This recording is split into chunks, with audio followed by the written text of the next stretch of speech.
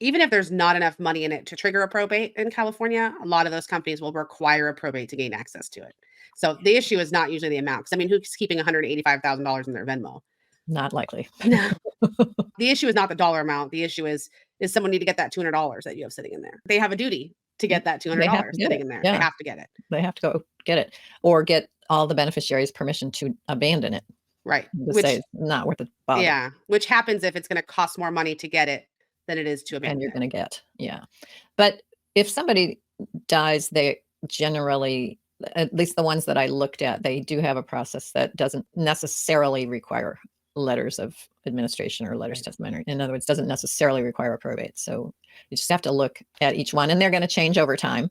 Yep. So there's nothing that you can really say, I know for sure what's going to happen until it happens. Yeah. The important part is disclosing everything to your estate planning attorney so we can talk about it, and making sure that you follow all of each individual company's procedures. To the extent we've already talked about, you would do the same for your Gmail account or your Facebook account or things like that.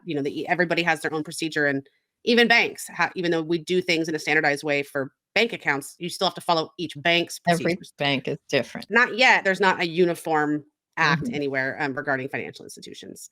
Right. So, and then some of this might apply to online savings accounts too, like Capital One or Ally that maybe started as a lending company and ended up being an online banking company. They might apply the same way. Right. So I think an important point from a planning perspective is to make sure in your planning documents, you authorize your person, whether it's a trustee or an executor or an agent under a power of attorney, to deal with these kinds of digital assets. So you want to make sure your planning documents say that.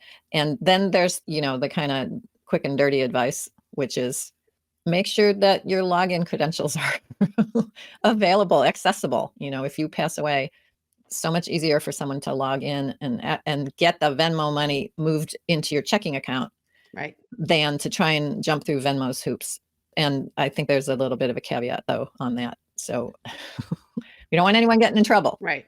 Yeah. You don't want to run afoul of what regulations do exist, especially criminal regulations. Yeah.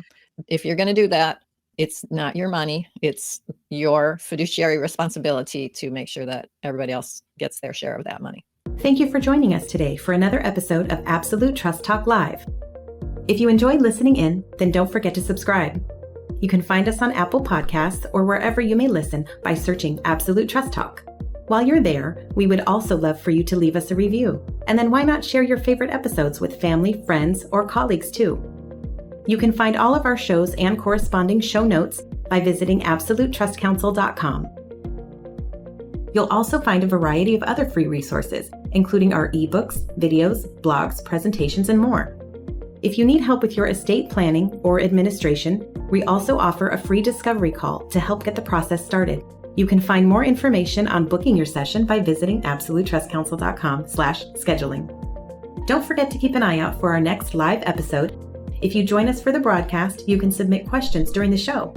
But if not, don't worry. You can always get in touch with us by sending a quick message to info@absolutetrustcounsel.com. Thanks again for listening. We'll see you soon.